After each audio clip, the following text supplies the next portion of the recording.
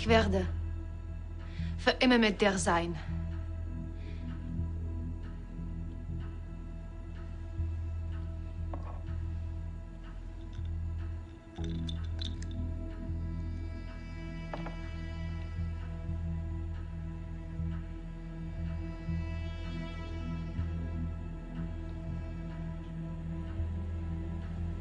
Sei stark.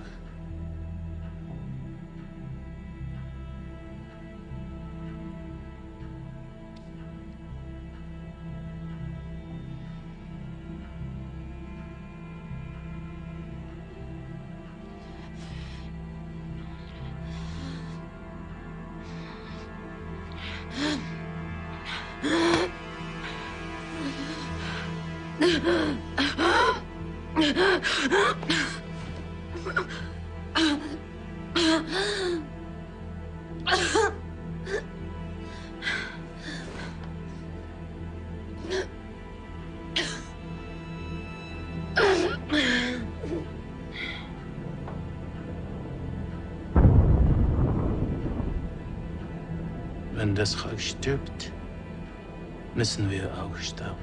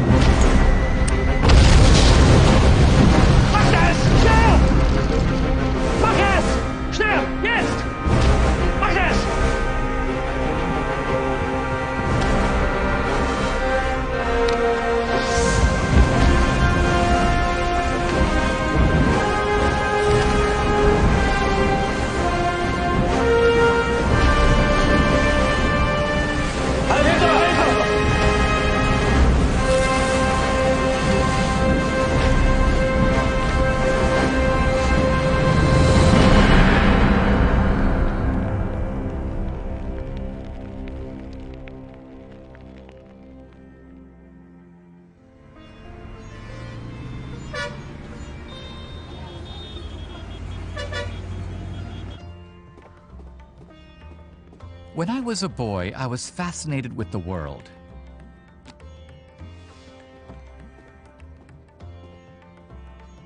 I wondered why nations live and nations die. How do you kill a nation? Like Germany. It destroyed several other nations before being destroyed itself at the end of World War II. Even powerful empires perish. Where's the Roman Empire today? Or the Soviet Union? Nations can be destroyed from the outside by invasion and conquest, or they implode from within by losing what makes them distinctive. I wonder if that could ever happen to America.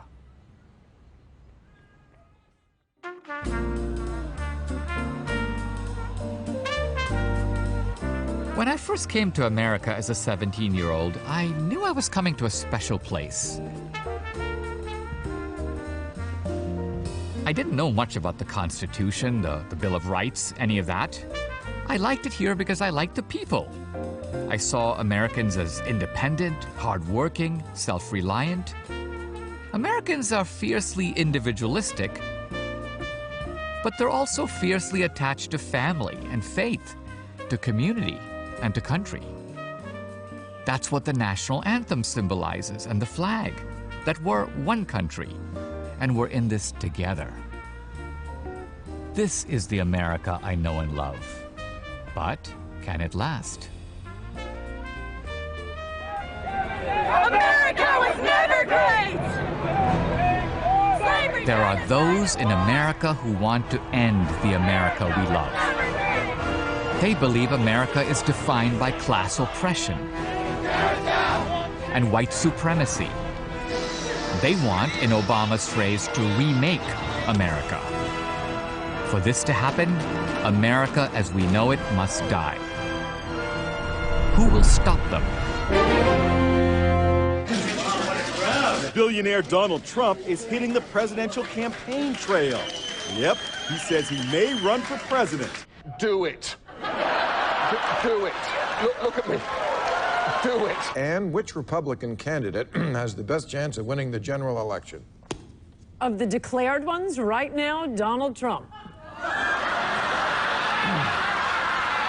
That he might be leading the Republican ticket. Next, I know you don't believe that, but I want to go on.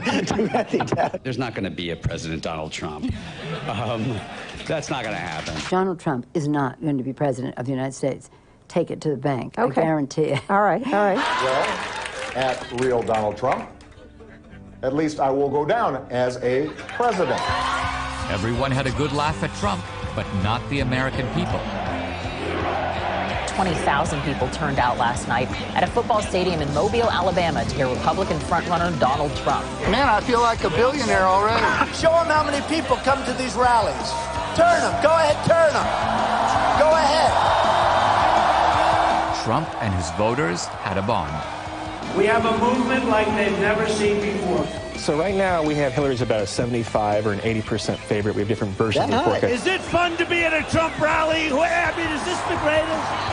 He's just not going to win the general election in this mode. Not even close. The hell we can.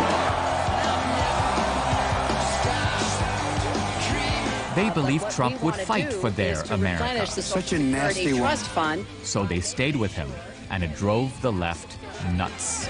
Chaos in the streets at a Donald Trump rally. Get him out. Get him out. None of us thought we were going to be here, but we are. Especially her. Why aren't I 50 points ahead, you might ask? Trump and his supporters were in it together. I am your voice. I am with you. I will fight for you, and I will win for you. We will make America strong again. We will make America proud again. We will make America safe again. And we will make America great again. God bless you and good night. I love you. To be honest, I didn't think Trump would win. Hillary had total control of the Democratic machine. Be reflected in Her foot on Sanders' throat. A sycophantic Hollywood and media. How do you fight against all that?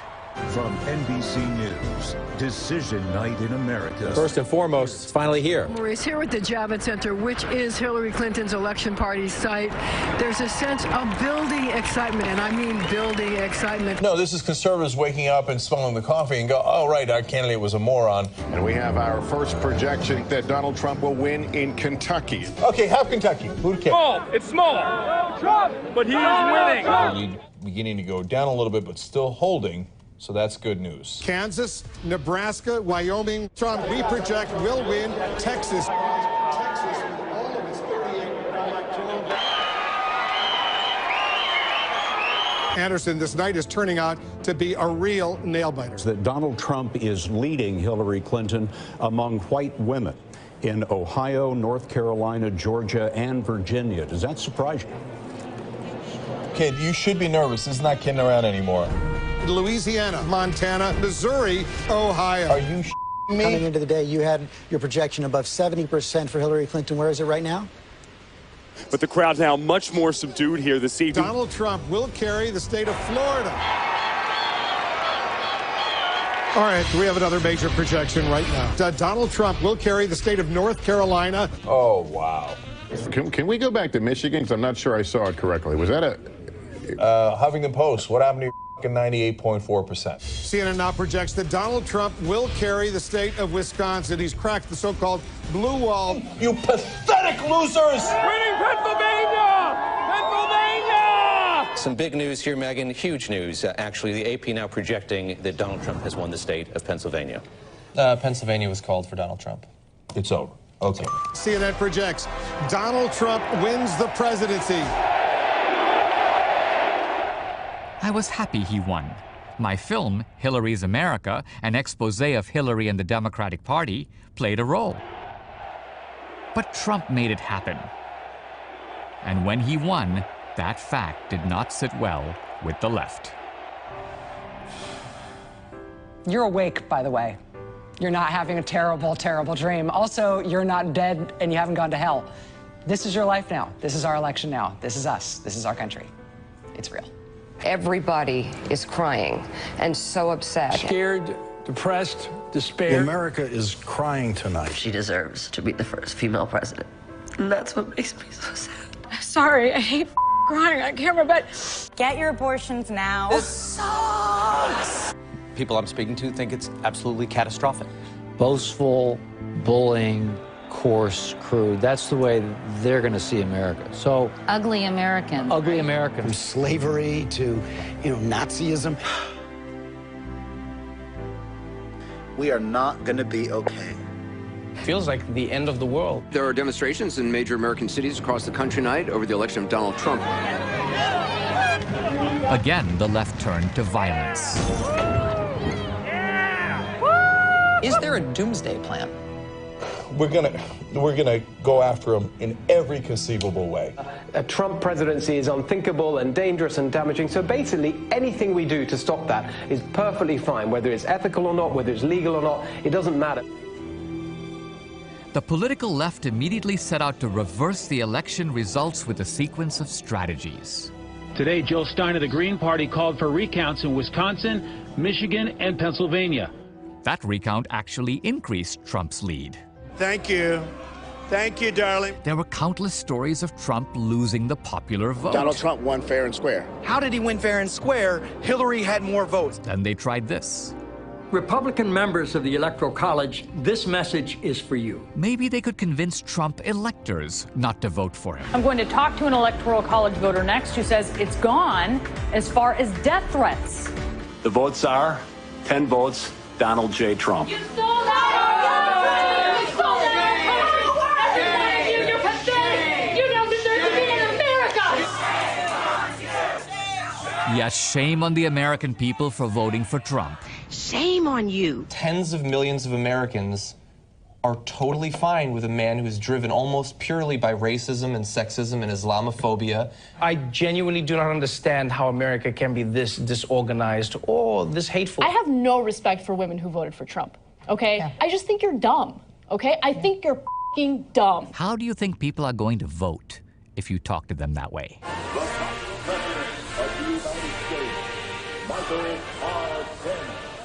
More than 50 House Democrats boycotted the inauguration of President Trump, although the left did show up to riot. What Antifa is. This is what the anti-Trump movement is. This is total anarchy in the streets. Preserve, protect, and defend. Preserve, protect, and defend The Constitution of the United States. the Constitution of the United States. So help me God. So help me God. Congratulations, Mr. President.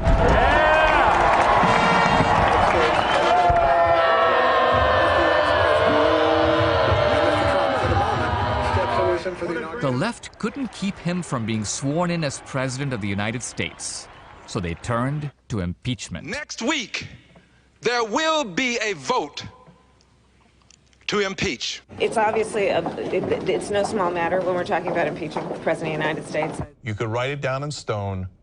He will not finish his first term. The Democrats will take over, and they can launch impeachment in 2019 without a single Republican vote. Robert Mueller's Russia probe will eventually reveal misdeeds that are impeachment worthy.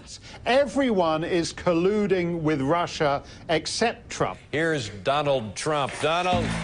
Maybe the sexual harassment stuff would finally stick. But we knew we weren't electing a choir boy. There's a new report alleging that Lisa Bloom solicited funds to pay off women who would then accuse the president of sexual assault. How about the 25th Amendment? Because, you know, Trump is crazy. The amendment says the president can be removed if majority of the cabinet determines that he is unfit. This is a dangerously, emotionally, and mentally unstable individual here. All this may seem unprecedented, but we've been here before. In 1860, America elected the first Republican president. Then, too, Democrats viciously attacked him. They called him an extremist and an authoritarian. Some sought to break up the country rather than accept his election. Lincoln saved America for the first time. And now, by tragic necessity, Trump is in a similar situation. What will the Democrats try this time? Look at this Hitler speech, and we've translated it for you. Thank you. Thank you. We're going to make Germany great again. 90% of what he says, I'm like, this guy gets it. He's going to take our economy from here to here. Yeah, he's definitely taking it to a higher level. I'd say his support is about up there, right around here. Donald Trump is flirting with fascism American style. There's a word for this, Ashley. It's fascism. And they don't just call him a fascist. Do you think President Trump is a racist? I think he is a racist. This was a white lash against a changing country. The president is, quote, a white supremacist, and that his rise is, quote, a direct result of white supremacy. There it is, racism and fascism. And we've heard it before. These incendiary accusations have been used for a generation to shame and smear Republicans, conservatives, Christians, and patriots. Is voting for Trump like voting for Hitler? Did Trump win because of fascism and white supremacy? Did he revive the worst strains of America's history of racism? Wouldn't that justify the left in rejecting the results of the election? But if they're wrong, if America is good, aren't we morally obligated to defend her? The stakes could not be higher. We're talking about the fate of the greatest nation on earth. Who are the real fascists? Who are the real racists? We must learn the truth. For progressives today, fascism is on the right, a philosophy of nationalism and authoritarianism. They call Trump a fascist because he's a nationalist. But so was my countryman Gandhi. So was Mandela and Winston Churchill. Lincoln was a nationalist. Were these men fascists? We've had authoritarian leaders since the beginning of time, but few were fascists. Look, Trump gets flayed in the media every day. Real authoritarians would have shut that down. So authoritarianism and nationalism don't exhaust the meaning of fascism. To go deeper, I sat down with progressive historian Robert Paxton, former head of Columbia University's history department. Paxton is no fan of Donald Trump. We have a group in America today, Antifa,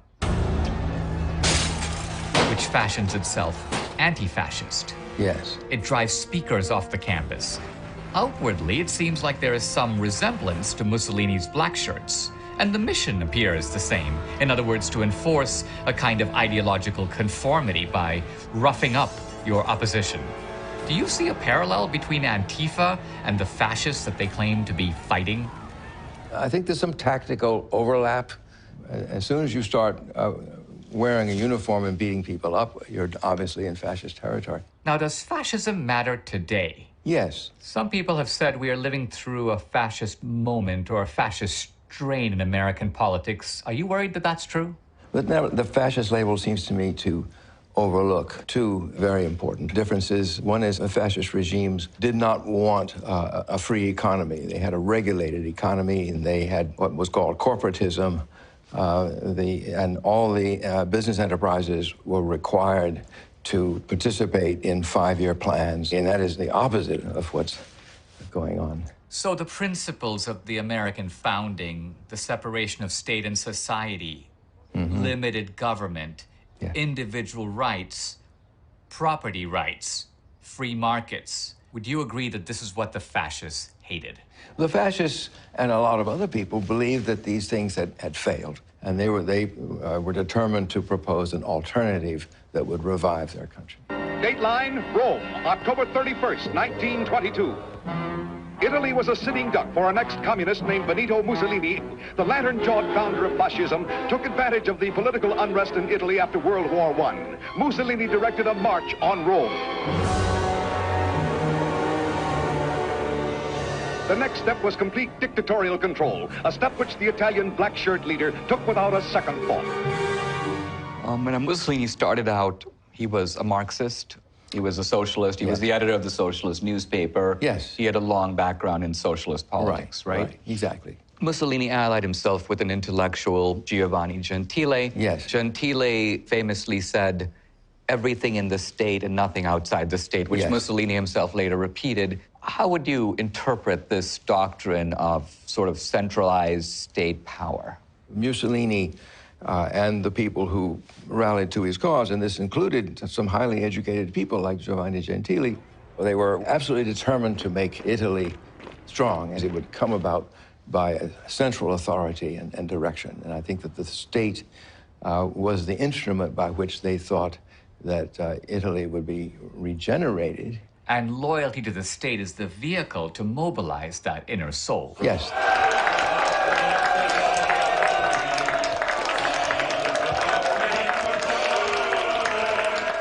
Mussolini was responding to what historians call the crisis of Marxism. Marx predicted that worker revolts would erupt in every industrialized country. But this never took place. Marx thought workers around the world would identify with each other on the basis of class. He rejected nationalism, saying a working man has no country. But Gentile, though himself a socialist, noticed that during World War I, working men fought for their own country. Mussolini and Gentile concluded that a new type of socialism was needed that would fuse nationalism and socialism. They called it fascism. And this is why socialists and progressives in America, many of whom had given up on orthodox Marxism, were drawn to fascism. In the working out of a great national program that seeks the primary good of the greater number. Our new president at the time, Franklin Delano Roosevelt, was infatuated by Mussolini. He called him that admirable Italian gentleman. I am much interested and deeply impressed by what he has accomplished and by his evidenced honest purpose in restoring Italy. Mussolini reviewed FDR's book in an Italian magazine. His conclusion? FDR is one of us. He's a fascist. FDR dispatched members of his brain trust to Rome to study Italian fascism with a view to importing some of it here. Rexford Tugwell, one of FDR's closest advisors, after returning from Italy, observed, "Fascism is the cleanest, neatest, most efficient piece of social machinery I've ever seen. It makes me envious." The head of FDR's NRA, or National Recovery Act, Hugh Johnson, spoke of the shining example of Mussolini. He carried fascist literature in his pocket, and he called for the end of free market capitalism in America. He empowered industrial committees in every industry to set wages and prices and report to the federal government. Clearly, FDR recognized fascism was on the left. He saw it as more progressive than the New Deal. Mussolini was clearly a man of the left. But what about the ultimate fascist of them all, Adolf Hitler? Was he a man of the left? To figure this out, we must go to Europe.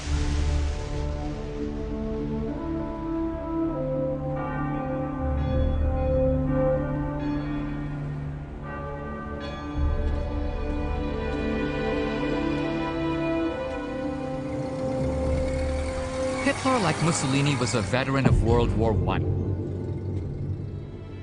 His politics were formed here, in Schwabing, in the atmosphere of bohemianism and sectarian socialism.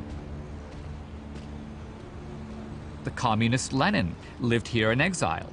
Hitler and Lenin both frequented the same pub. Lenin famously didn't pay his bar tab. Imagine Lenin sitting here arguing with friends on how to save communism. Lenin lived just a block up the street. Hitler lived a block over.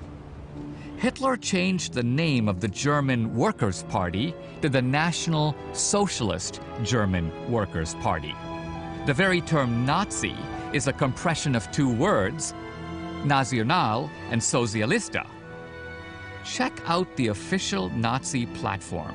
State-controlled healthcare, profit sharing for workers and large corporations, moneylenders and profiteers punished by death, state control of education, state control of media and the press, state control of banks and industries, seizure of land without compensation, state control of religious expression. This reads like something jointly written by Elizabeth Warren and Bernie Sanders. Read the Nazi platform at the Democratic National Convention, and most likely it would provoke thunderous applause. Like Mussolini and Lenin, Hitler was anti-big business, anti-bourgeois, and anti-capitalist. But unlike Mussolini and Lenin, Hitler was also a racist. His racism, too, was rooted in his hatred of capitalism and business. He called the Jews greedy bankers. Hitler set out to destroy the Jews, confiscate their wealth, and redistribute it through Nazi, socialist, and welfare state programs. Vereinigt euch zum internationalen Klassenkampf! Another group Hitler hated were the communists. Not because they were socialists, but because they took their orders from Moscow. His thuggery started right here at Schellingstrasse 50, Hitler's Nazi headquarters. Ruhe!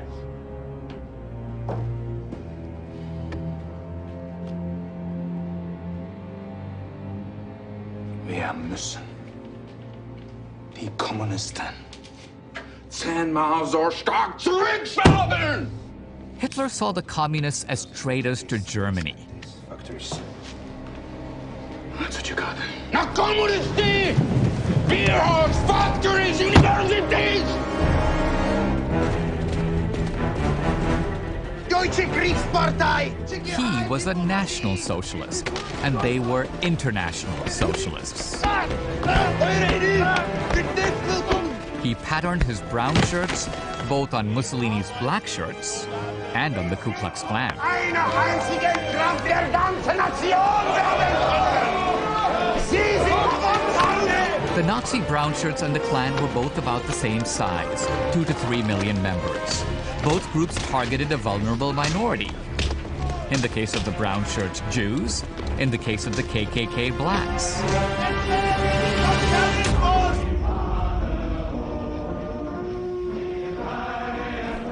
And both groups were extensions of a political party. In the case of the brown shirts, the Nazi Party. In the case of the Klan, the Democratic Party.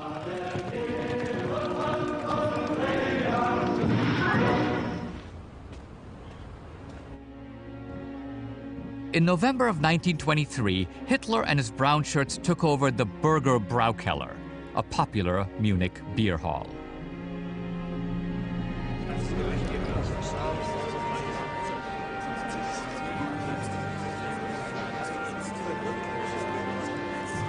Platz machen hier.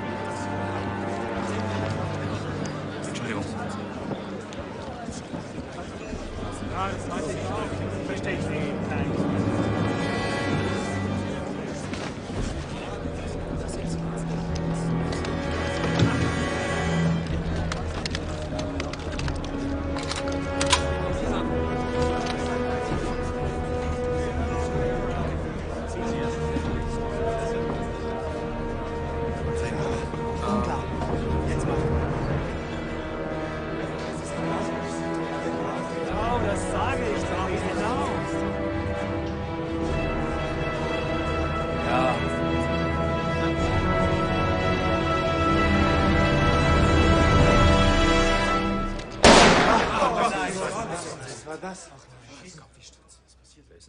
Die nationale Revolution ist ausgebrochen!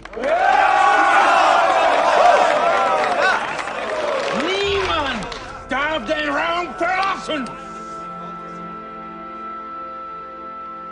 Entweder beginnt heute Nacht die deutsche Revolution, oder bin wir bei Morgendämmerung alle tot. The following day, Hitler and 2,000 party members marched on Munich to seize control. They were met by police. Hitler was arrested and sent to Landsberg prison, a formative period in his life. Here, Hitler dictated Mein Kampf to his fellow prisoner, Rudolf Hess. Der Nationalsozialismus ist der Entschluss, einen neuen Menschen zu erschaffen. Dort wird kein Wille mehr existieren, keine Königreiche, in denen das Individuum sich selbst gehören wird. Die Zeit des Glücks als private Angelegenheit ist vorbei. See how remote all of this is from the principles of Abraham Lincoln and the American founding? Hitler, however, had a much greater affinity for progressives and Democrats. Sie eine Lüge sagen und oft genug wird man es glauben.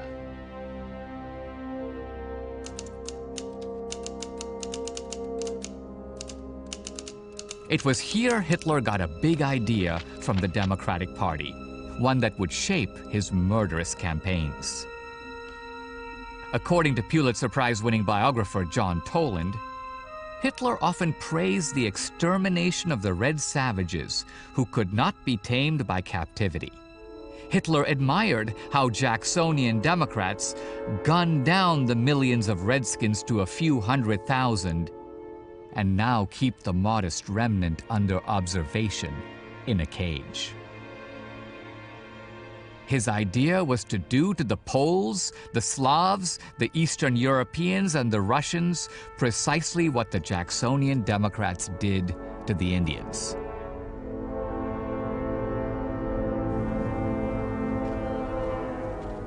Hitler came to power in 1933. On the other side of the Atlantic, another charismatic leader, FDR, was elected. The two men recognized each other as fellow progressives. Here's what the Nazi newspaper, Völkischer Beobachter, said of the FDR administration. We too, as German National Socialists, are looking toward America. The Nazi paper congratulated FDR for replacing the uninhibited frenzy of market speculation with the adoption of National Socialist strains of thought.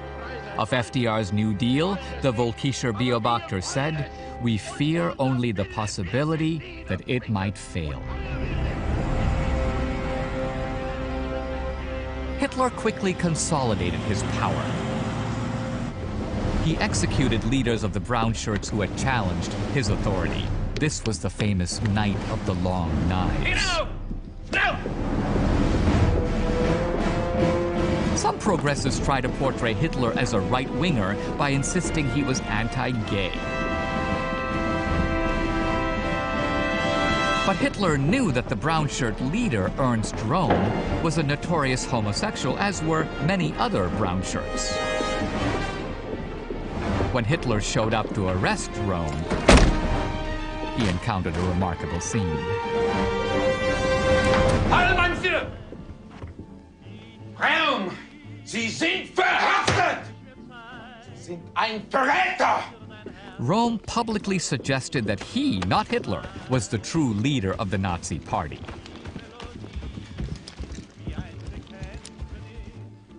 Hey, Jünge!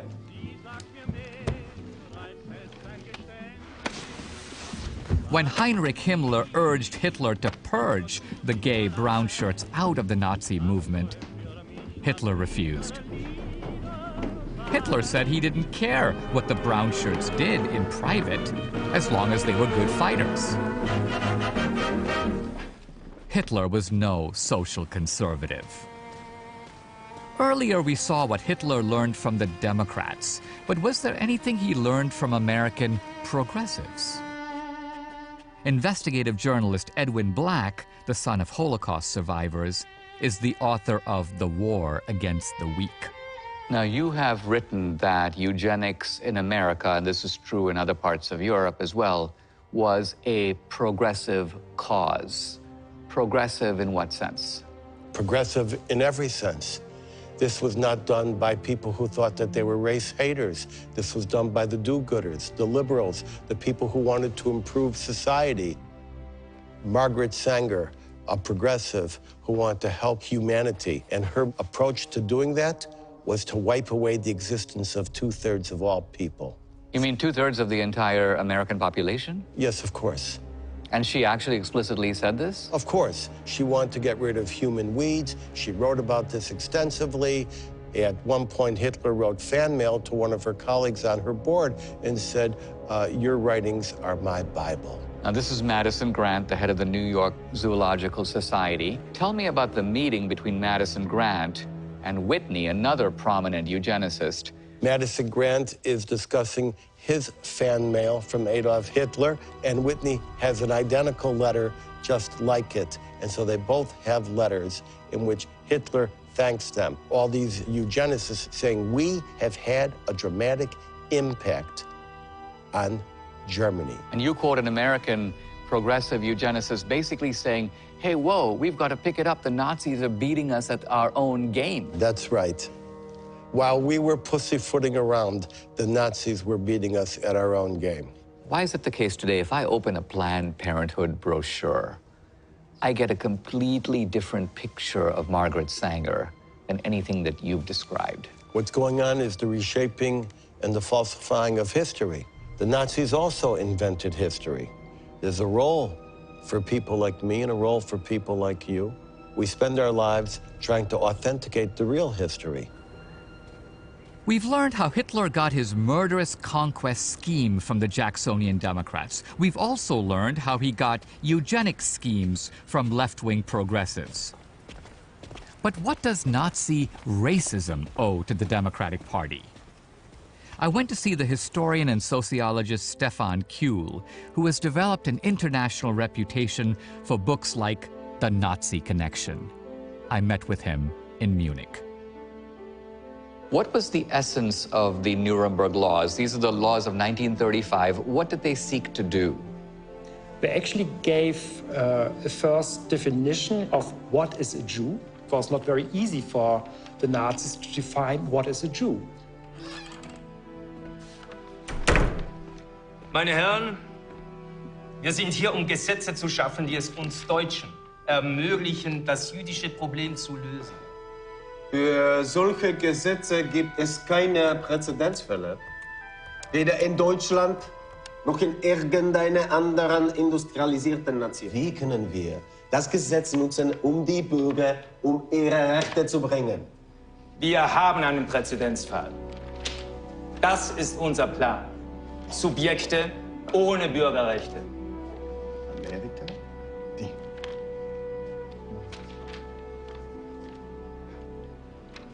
Ah, Bürger zweite Klasse.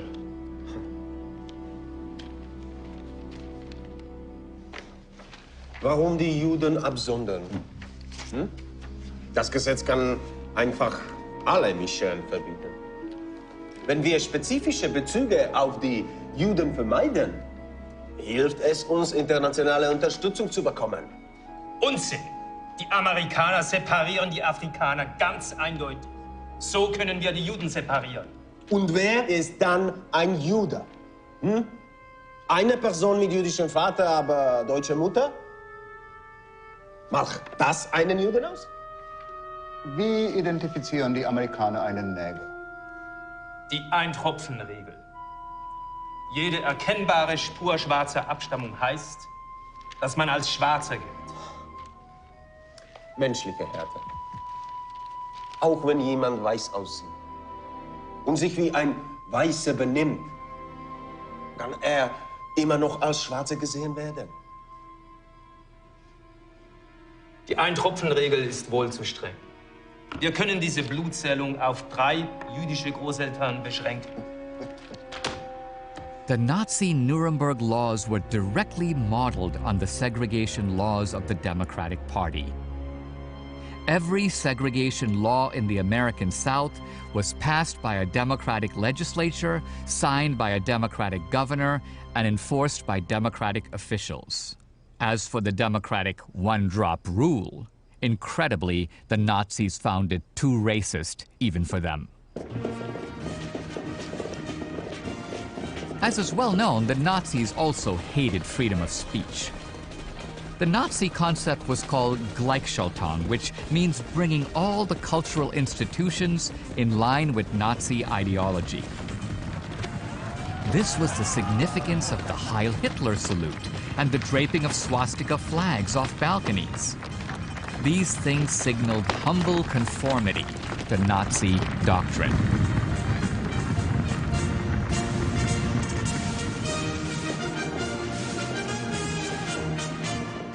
And what happened to dissident views on the German campus? Die Elitentheorie schlägt vor, dass eine kleine Minderheit von politischen und ökonomischen Experten die meiste Kraft besitzt. Nicht demokratisch gewählte Führungskräfte. Jüdische Propaganda! Raus hier! Das ist mein Klassenzimmer! Du hast keine Rechte! Dieses Klassenzimmer gehört Führer!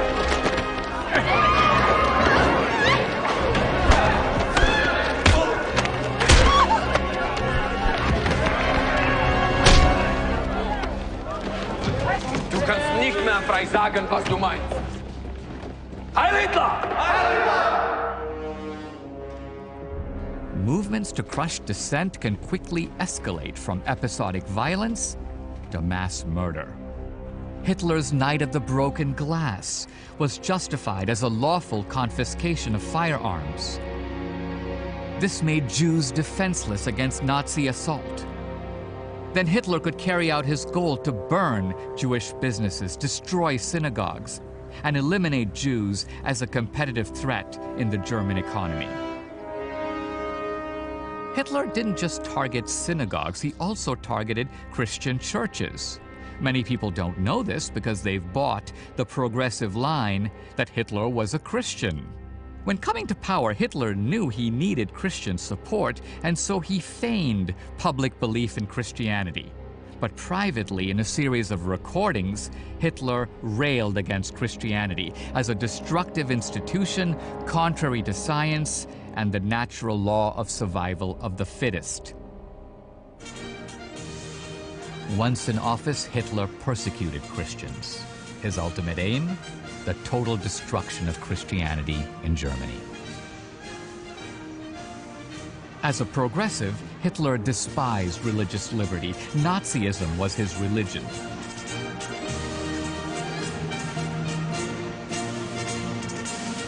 With Germany the high altar, and Hitler himself the new Messiah.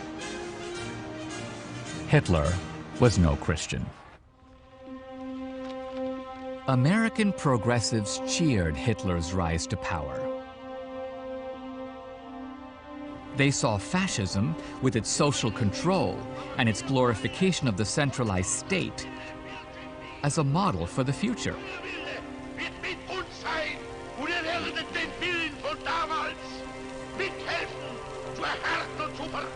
With total control of the people in place, Hitler could now implement his master plan.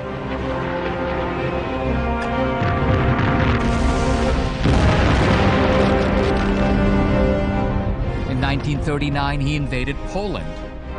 Within 2 years, he and Mussolini controlled continental Europe. Japan was at war with China. Fascism was on the march across the world.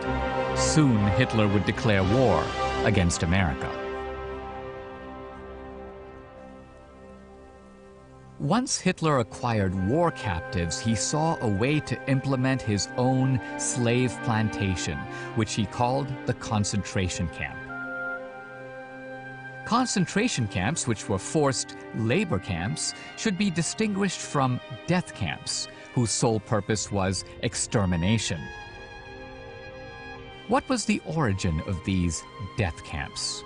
As Minister of Interior, directed a program aimed at aged, insane, or incurable Germans. the so-called useless eaters.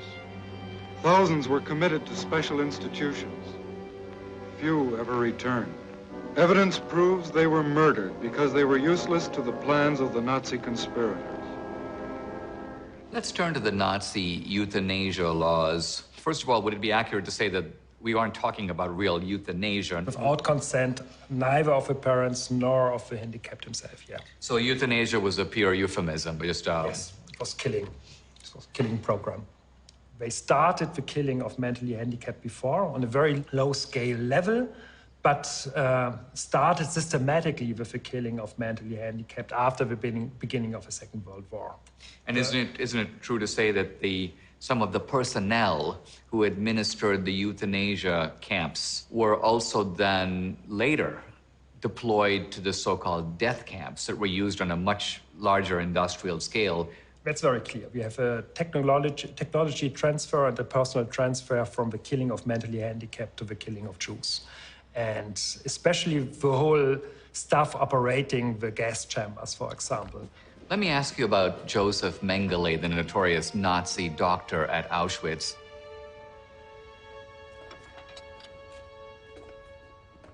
When you read about him, he saw himself as a progressive, somebody advancing not only the cause of science, but the future benefit to humanity. Progressive idea was very strongly part of the Nazi ideology.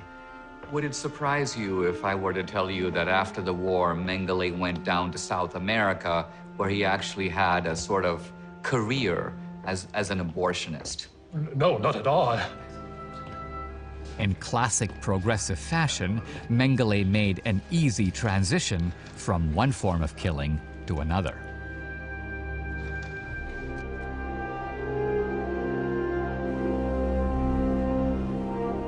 Once American and Allied troops liberated the concentration camps, once the world saw these ghostly, emaciated, starving figures emerge from those camps, Nazism, fascism, and theories of racial superiority were permanently discredited.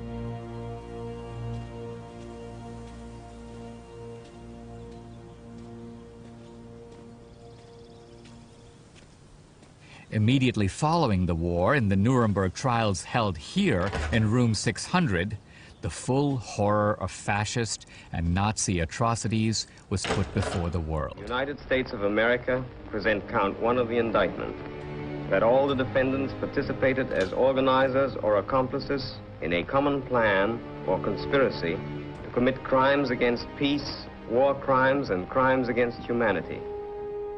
Fascism became the quintessential reference point for human evil. Hat Ihnen Hitler ausdrücklich verboten, das Memorandum am Polen vom 30. August.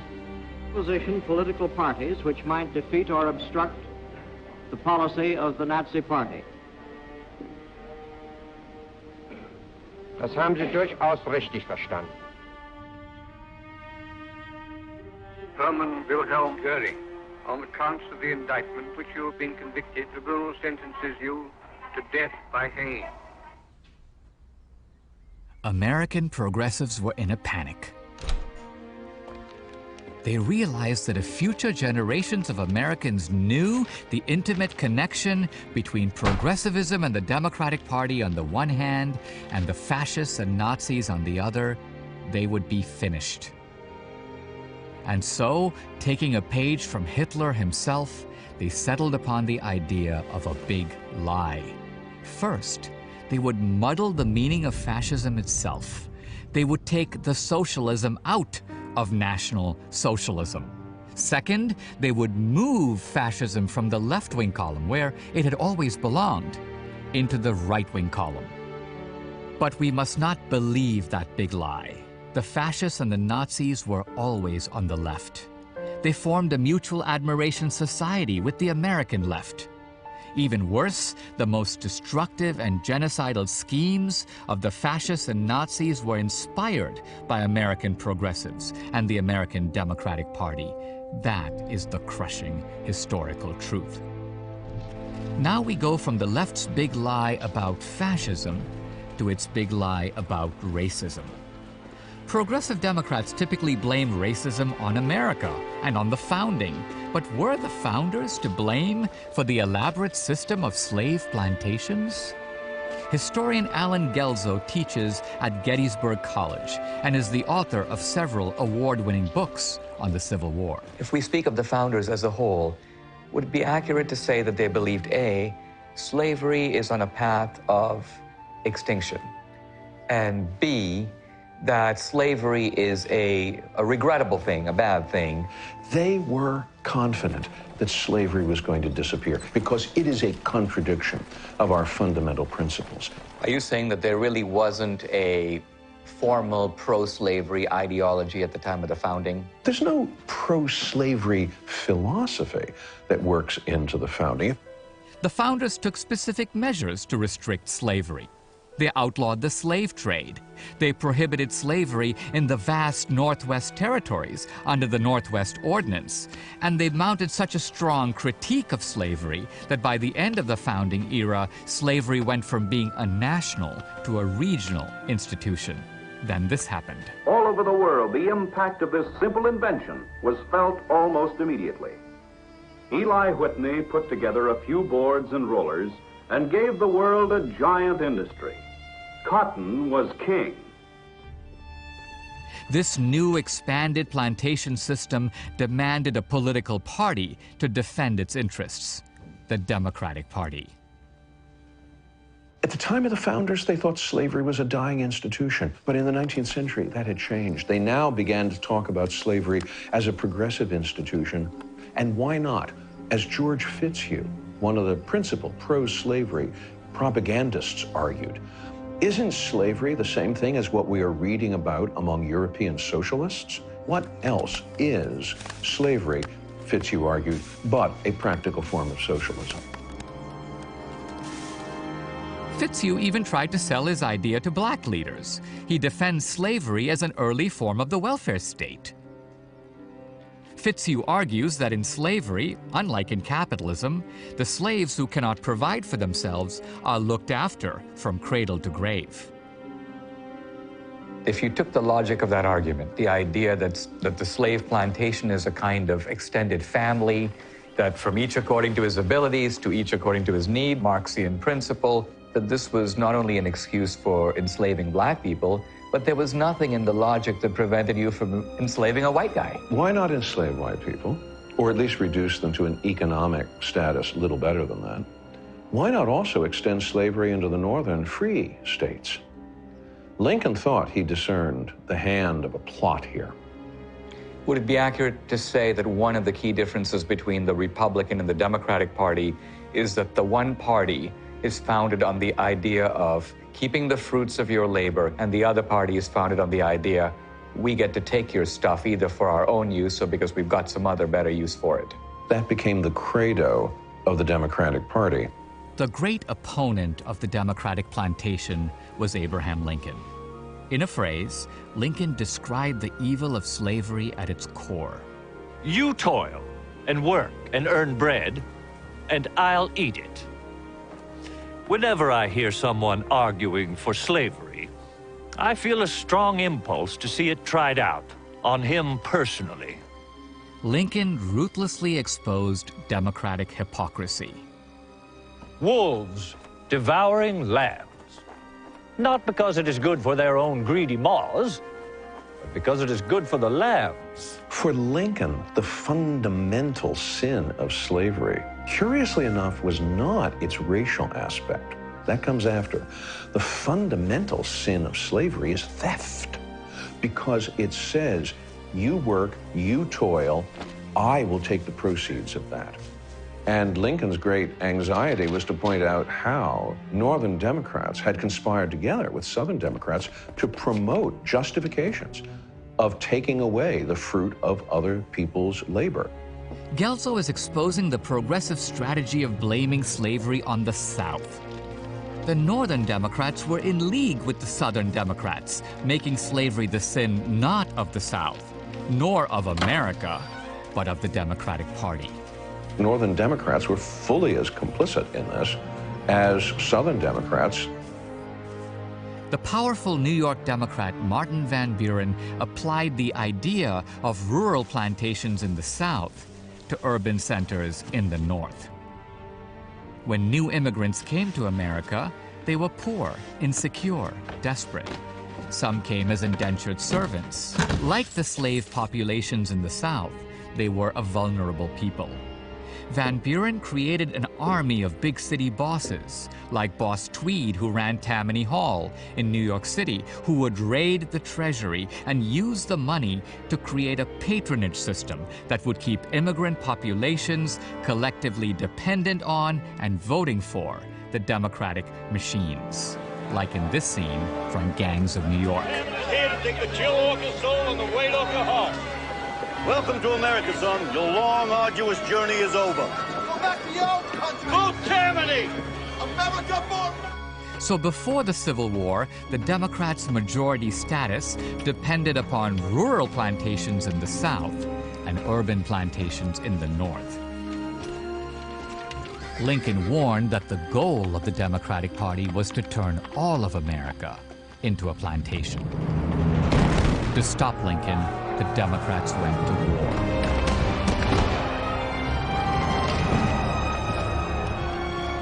Lincoln won the war and demolished the old Democratic plantation. Republicans took steps to integrate former slaves into American life, to create for the first time a multiracial democracy. Republicans pushed through 3 landmark constitutional amendments, freeing the slaves, guaranteeing the right to vote, and securing equal rights under the law. The Democrats overwhelmingly opposed all 3, and these were the Northern Democrats. The Southern Democrats had not yet been let back into the Union.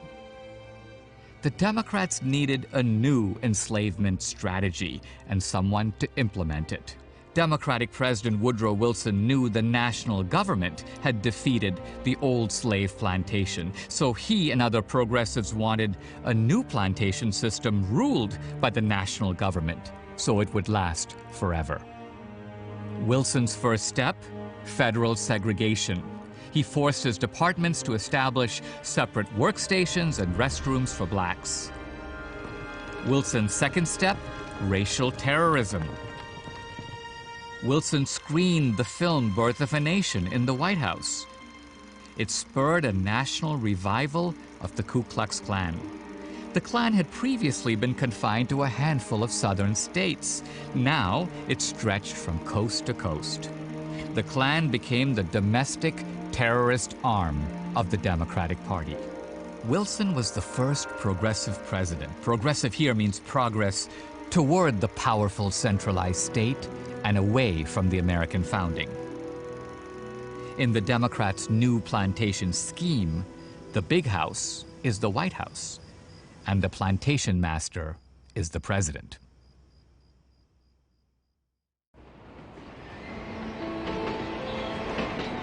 Now let's turn to modern racism, racism in the post-war era.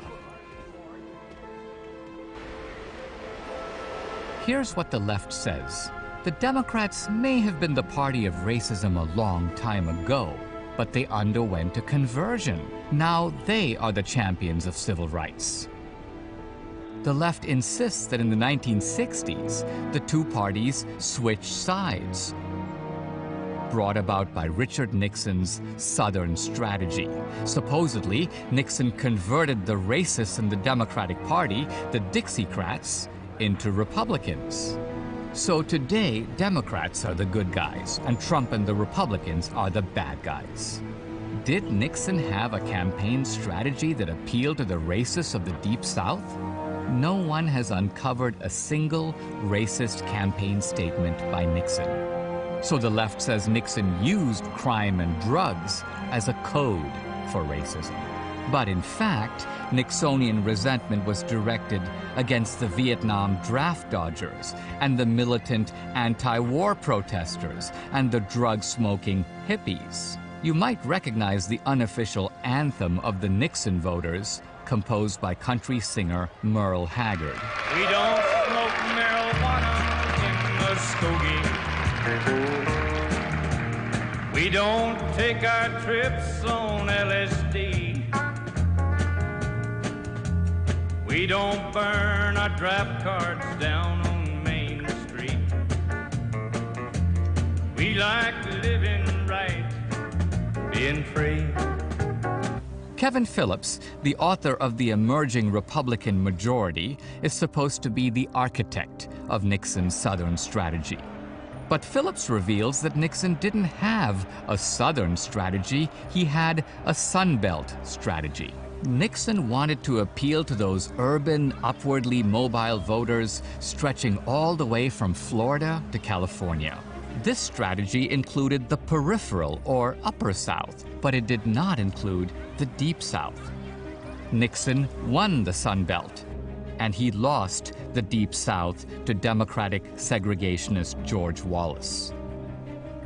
One of the first things Nixon did when he took office in 1969 was to introduce America's first affirmative action program. Nixon is helping minority people through his black entrepreneurship program. Now, would a racist president playing to a racist base give legal preferences to blacks over whites? Absurd. And what about those Dixiecrats? How many of them became Republicans? Here's a list of senators and congressmen who joined the Dixiecrat Party or voted against the Civil Rights Act of 1964. In the House, just one switched parties, Albert Watson. In the Senate, just one, Strom Thurmond. All the other Dixiecrats stayed in the Democratic Party. They died as Democrats. Case in point. Today, our country has lost a true American original, my friend and mentor, Robert C. Byrd. This is the former Klansman who led the filibuster against the Civil Rights Act. Obama and Bill Clinton attended his memorial service. They mentioned that he once had a fleeting association with a Ku Klux Klan, and what does that mean? I'll tell you what it means. He was a country boy from the hills and hollows of West Virginia. He was trying to get elected. The South's enduring shift into the Republican camp came not in the Nixon, but in the Reagan era. Reagan defended patriotism, free markets, family values, religious liberty. He was pro-life. It had nothing to do with race. As the South became less racist, it became more Republican. So the progressive Democratic claim that the parties switch sides and the Democrats are now the good guys and Republicans are the bad guys is a big lie. Time to fast forward to the present. The Democrats have just one card left: Charlottesville.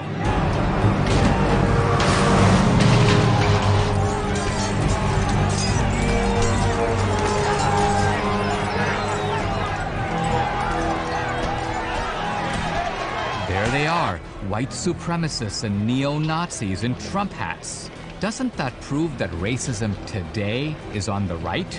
Jason Kessler organized the Charlottesville rally. He's routinely portrayed as a white supremacist and a right-winger. But when the Southern Poverty Law Center looked into his past, they found an Obama supporter who was active in the left-wing Occupy movement. I exposed this on social media. He didn't like it. Dinesh, you go back to India. You shouldn't be here. Number one, you were born in India, and you're just like the other people coming over on these H-1B1 visas. Hello, sir. How are you doing today? We don't need you. But okay? What does Kessler believe? I mean, there is a problem with bankers. There is a problem with the wealthiest people in this country. He still seems to me to be part of that Occupy movement. I decided to talk to someone even more notorious than Kessler, the poster boy of white supremacy. Hail our people! Hail victory!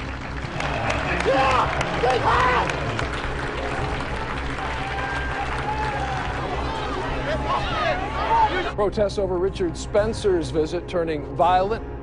White nationalist Richard Spencer is speaking at the University of Florida. Governor Rick Scott did declare a state of an emergency. Pepe's become kind of a symbol. Africans have benefited from their experience with white supremacy. If Africans had never existed, world history would be almost exactly the same as it is today. Yeah, you just keep because we are the genius that drives it. Things. You don't get to tell me what I will be. Because my name's Richard Spencer. Richard Spencer, founder of the so-called alt-right movement. Their movement is broadly referred to as alt-right. Richard Spencer, a prominent member of the alt-right. What does Richard Spencer actually believe? People have called you a Nazi. Are you a Nazi? Oh, no, I'm not a Nazi. I'm not a neo-Nazi. I'm not any of those things. Now, you say you're not a neo-Nazi or a Nazi, and yet in the event that you had right around the time of Trump's inauguration, there were a whole bunch of guys who were giving the Nazi salute. You saw them. Sure. You didn't repudiate them. No. So you thought it was okay to have some Nazi salutes that in response to what you were saying? I utter the words, hail Trump, hail our people, hail victory. Doesn't hail Trump sound unnervingly like Heil Hitler? Sure. I was being Isn't very that why provocative. you were being provocative? Isn't it fair to say that you know that there is a media left out there that is looking to pin neo-Nazism on the right? And by doing this kind of thing, you're actually playing a part in a script. You're actually giving them what they want, which gives you a lot of media attention. It serves their script, but it actually hurts Trump. No, I don't think the alt-right has hurt Trump in the slightest bit. Would it be fair to say that you are not just against illegal immigration, but immigration, period? I would be actually happy to open the door to white South Africans. Would you be happy with an immigration policy that basically said, we want people from New Zealand, Australia, white guys from Europe, Iceland, and South Africa. We don't want that many people from, if any, Barbados or Bombay? Yes. Now, this seems very different than Trump. And by that, I mean, isn't it true that the line that Trump is drawing is not a racial line, but a line between the legal and the illegal immigrant? He's made a difference between the illegal and legal, sure, but I ultimately don't support that. Trump was quoted in the paper as saying, if there's an Indian guy working in Silicon Valley and his visa runs out and we have to send him home, that's a loss. That's something we should try to prevent. You disagree? I do disagree with that. The H-1B visa program has been totally detrimental to white people. In Richard Spencer's world, what would you do with non-white immigrants who are here? A good example would be me. I'm a naturalized U.S. citizen. Would you send me home? I hope that we can begin to pursue a new policy of re-immigration. And that would be about allowing people to go home again. I mean, I hear you echoing a white Malcolm X philosophy. Is it fair to say, as a generality and as a succinct way to put it, that you believe in segregation of the races? We do believe in separation, standing on our own feet, among our own kind, and solving our own problems. And that's the only way you'll get a solution to the vital race problem in this country. Mr. Muhammad teaches us to love our own kind and let the white man take care of himself.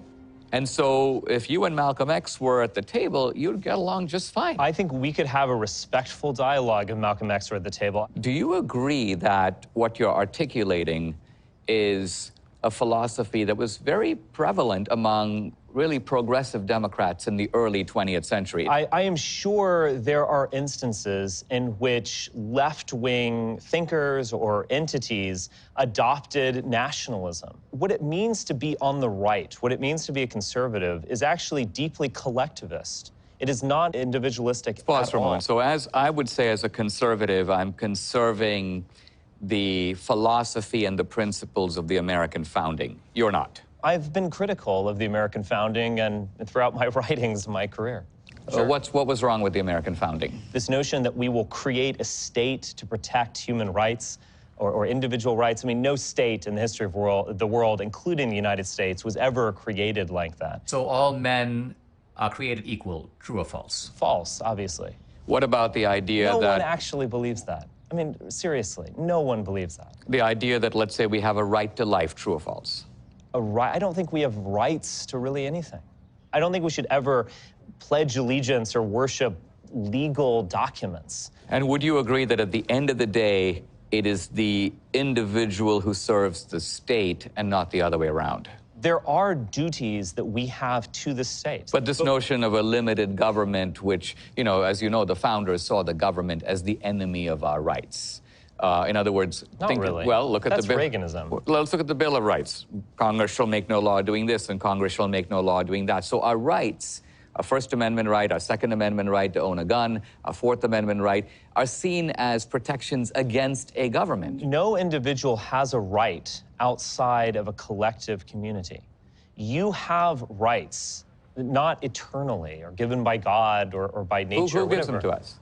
You have them because you're a part of this community. Ultimately, the state gives those rights to you. So the state is the source of rights, not the individual. It simply is. What would be your take on, say, Reagan? I do not think that he was a great president. Who's your favorite president? There is something about Jackson. There's something about Polk as well, someone who only served one term. But I mean, Jackson and Polk, as you know, both Democrats.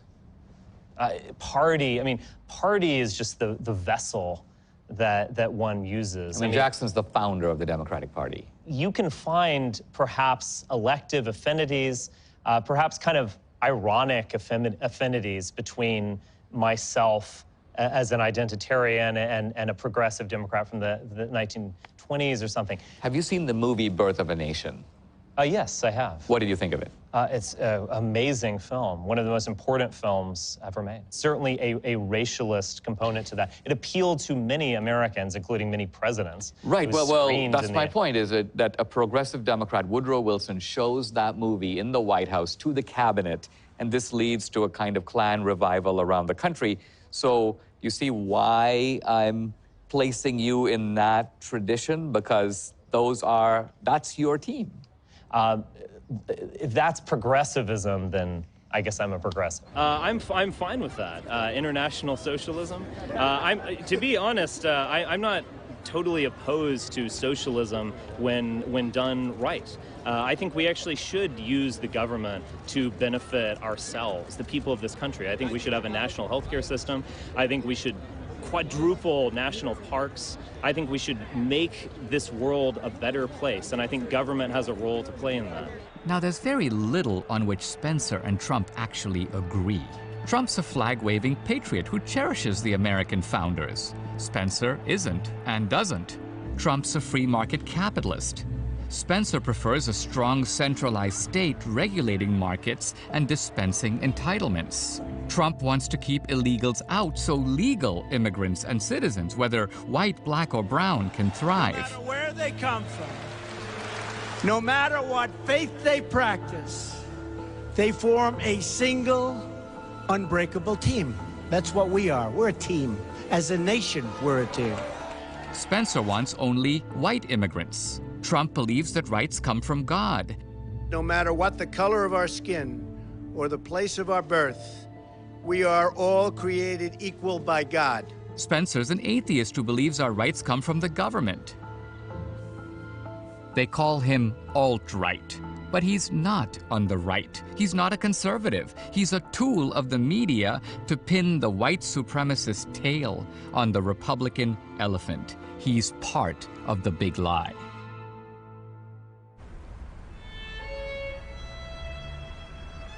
We've talked about the racist history of the Democratic Party stretching all the way to the present, but where's the racism now? The Democratic ethnic plantation has expanded greatly under Clinton and Obama. The historian Kenneth Stamp identifies the 5 distinctive features of the slave plantation: dilapidated housing, broken families, a high degree of violence necessary to keep the plantation together, no opportunity, no one gets ahead, and a pervasive atmosphere of nihilism and despair. Today, we find those exact features in almost every city the Democrats control, in the Black ghetto, the Latino barrio, and on the Native American reservations. This is racism's contemporary face. Democrats try to deflect attention to a few powerless white nationalists so that we'll miss the racism that is institutionalized within the modern democratic plantation. Trump, far from being the problem, is actually making things better. African American unemployment stands at the lowest rate ever recorded. To make America great again for all Americans. And watch the reaction on the part of the overseers of the Democratic plantation. And where's the fascism today? It's not Trump. He's an American nationalist who wants capitalism, limited government, individual liberty, and free speech. And nothing is more anti-fascist than that. By contrast, under Obama, we saw government control increase dramatically over banks, investment companies, energy companies, the entire healthcare sector, and education. This is state-run capitalism, which is the clinical definition of fascism. A second manifestation of fascism today is the deep state. The Democratic Party under Obama and Hillary used the weapons of the state, the IRS, the FBI, the CIA, the Justice Department, against their political opponents. I saw this with my own eyes, the gangsterization of the US government and of American politics. This is about as close as you can get to institutional fascism. And what about the fascist insistence on cultural conformity, what the Nazis called Gleichschaltung? Today's left calls this political correctness. They use political correctness to establish a stranglehold over academia, the media, entertainment. This enforced monopoly of views is also an example of fascism on the left today. James O'Keefe is the founder and president of Project Veritas, a group with an unusual mission. The media has protected the sacred cows, the Planned Parenthoods, the NPRs, the Acorns, and now Antifa. And they've only given you half the story. So in order to expose the truth, we have to dig deep. We have to go undercover to unmask what they really believe. What would you say is the ideology of Antifa? Well, they don't believe in free speech.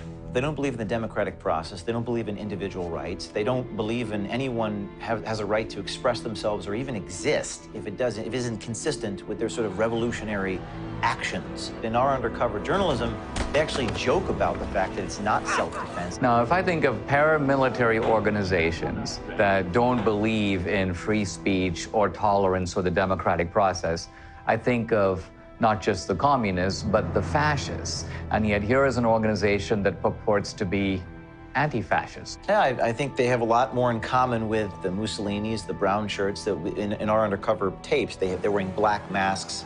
That bears a lot more in common with the fascism of the early 20th century than they would have you believe. Who is fueling or funding the groups loosely called Antifa?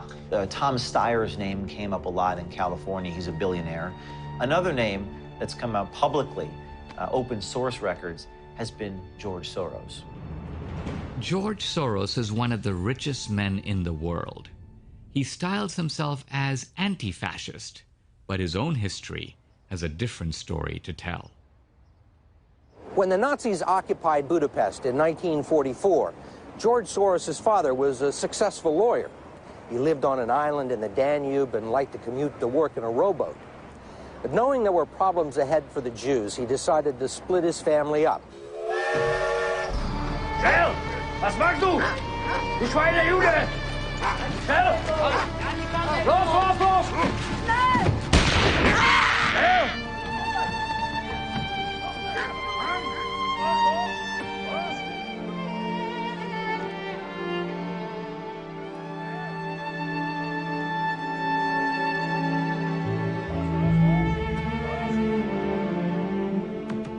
He bribed a government official to take 14-year-old George Soros in and swear that he was his Christian godson. But survival carried a heavy price tag. While hundreds of thousands of Hungarian Jews were being shipped off to the death camps, George Soros accompanied his phony godfather on his appointed rounds, confiscating property from the Jews. I was 14 years old, and I would say that that's when my character was made. In what way? That one should think ahead, one should understand and anticipate events.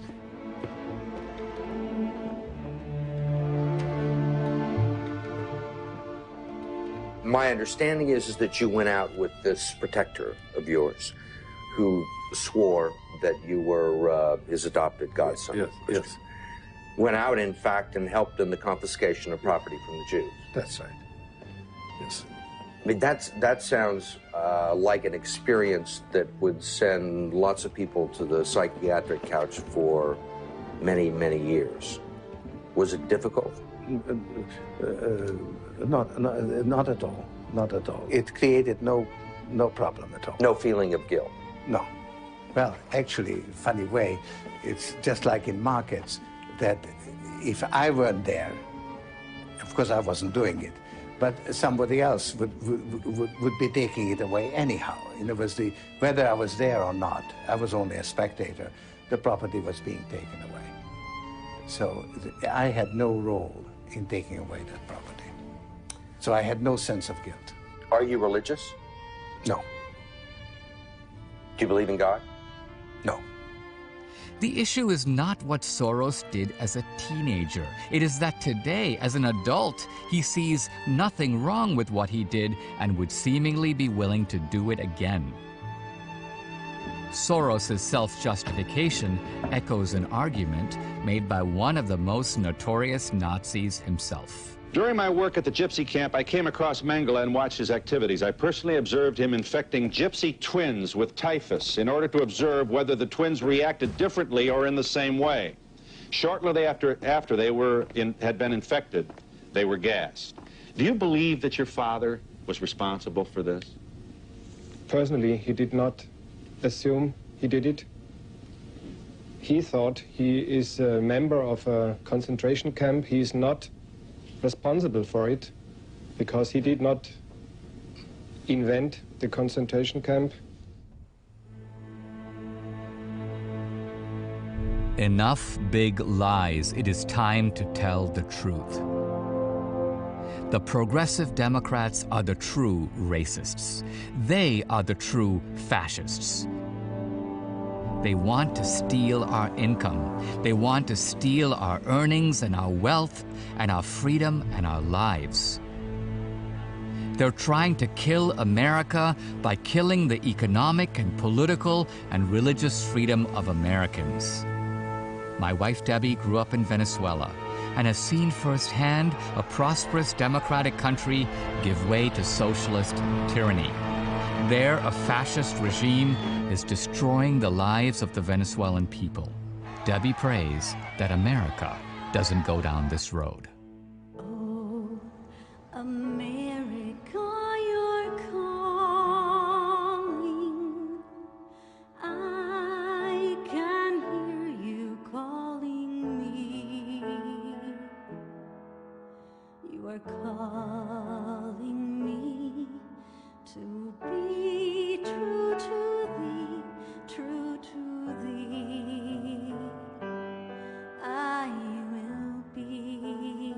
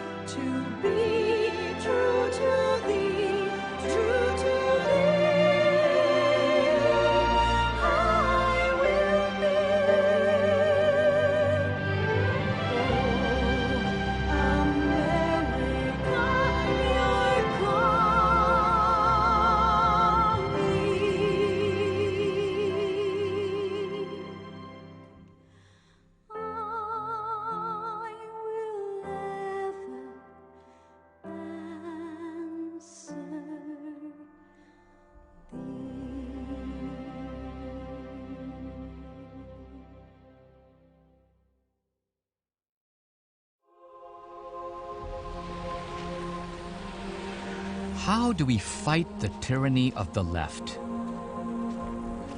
We as citizens have to do our part, as some did, even in Nazi Germany. Like Lenin and Hitler, Sophie Scholl came here to Schwabing to study. While attending university, she learned of the atrocities of the Nazis. She saw them. As a devout Christian, she rejected Nazi indoctrination and joined the White Rose, a group of activists horrified by German war crimes.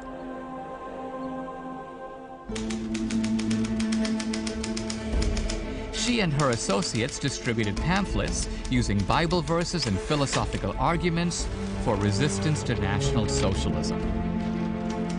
She showed us how one individual can fight to save a nation.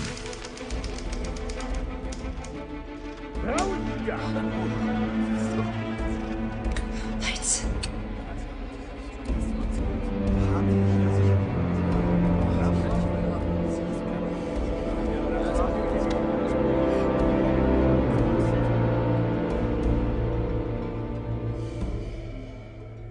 It's okay.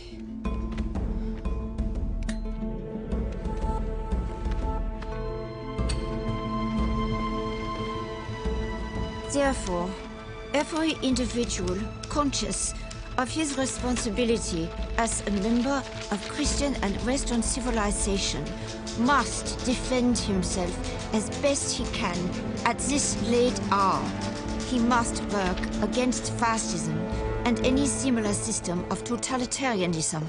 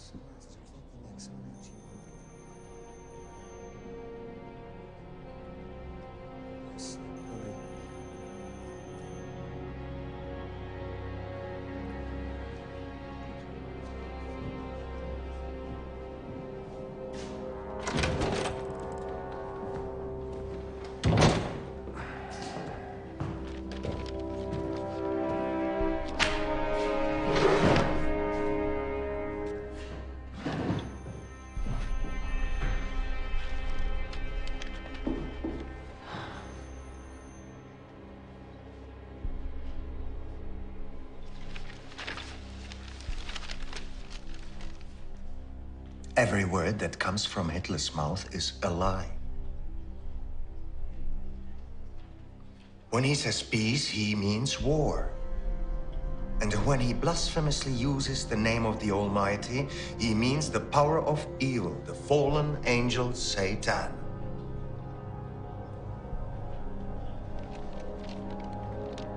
His mouth is the foul-smelling maw of hell.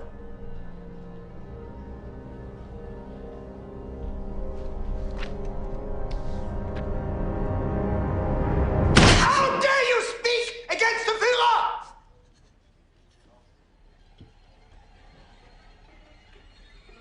Somebody, after all, had to make a start.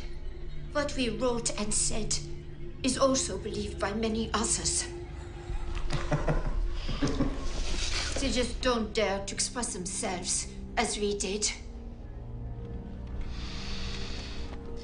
Found guilty, you will be put to death for this treason.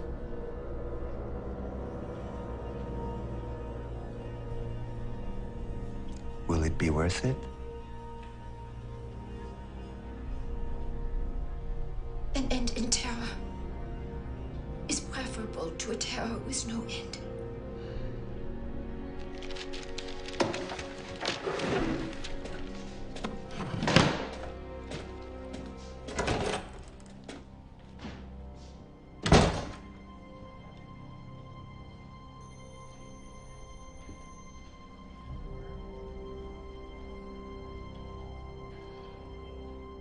I will cling to the rope God has thrown to me in Jesus Christ, even when my numb hands can no longer feel it.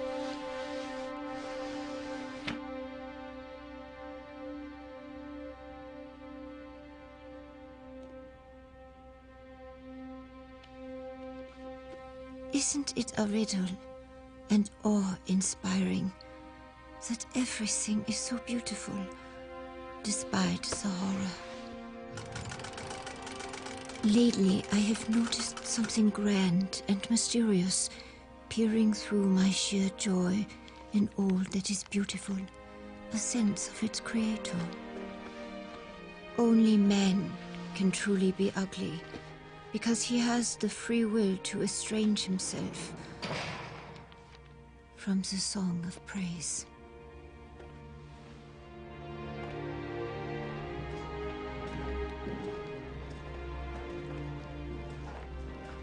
How can we expect fate to let a righteous cause prevail when there is hardly anyone who will give himself up undividedly to a righteous cause?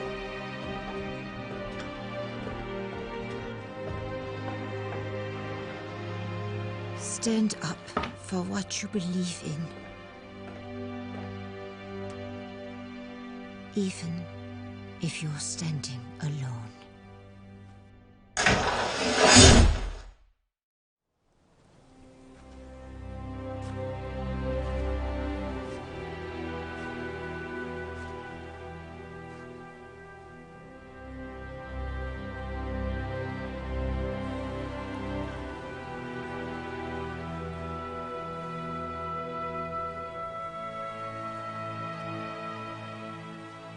She showed us how one individual can fight to save a nation. How do we, as a nation, fight leftist tyranny? Reagan knew how to fight. Mr. Gorbachev, open this gate. Mr. Gorbachev, tear down this wall. And Reagan knew how to win. Fascism never comes to America. It'll come in the name of liberalism. And what is fascism? Fascism is private ownership, private enterprise, but total government control and regulation. Well, isn't this the liberal philosophy? The conservative, so-called, is the one that says less government, get off my back, get out of my pocket, and let me have more control of my own destiny. Trump is the inheritor of the Reagan mantle. Do we have the desire and the courage to preserve our civilization in the face of those who would subvert and destroy it. The parties haven't switched sides. The main issue separating them is the same as in 1860. You toil and work and earn bread, and I'll eat it. Lincoln exposed the Democratic Party as the party of theft. Republicans, he said, stand for the right of Americans to keep the fruits of their labor. Well, that's what Republicans stand for now. That's what Trump is fighting for. Democrats have gone from one theft scheme to another. You work, and they take what you earn to keep themselves in power. Democrats were the party of tyranny and enslavement in Lincoln's time, and they are the party of tyranny and enslavement now. If Lee had been victorious at Gettysburg, that would have brought down the entire administration.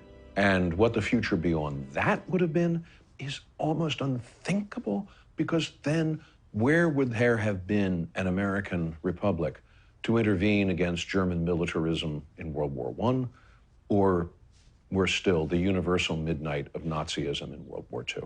The consequences of Gettysburg, if they'd gone in the other direction, are simply enough to make the flesh creep. Lincoln was tough. He refused to give up his electoral mandate. He insisted it belonged to the American people. He united Republicans behind that toughness. Trump has Lincoln's inner toughness, but he needs the Republican Party to get behind him. Lincoln was the architect of a decent American nationalism. Trump must follow in Lincoln's footsteps.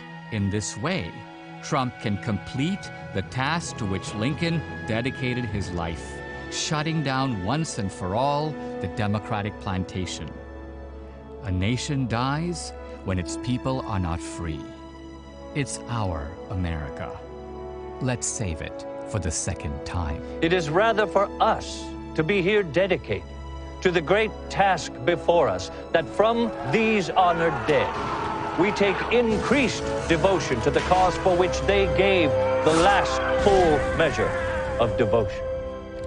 That we here highly resolve that these dead shall not have died in vain, that this nation, under God, shall have a new birth of freedom, and that government of the people, by the people, and for the people, shall not perish from the earth. Mine eyes have seen the glory of the coming of the Lord. He is trampling out the vintage where the grapes of wrath are stored. He has loosed the faithful lightning of his terrible swift sword. His truth is marching on.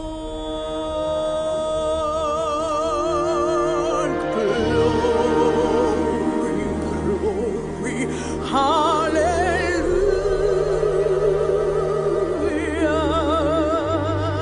Glory, glory, hallelujah.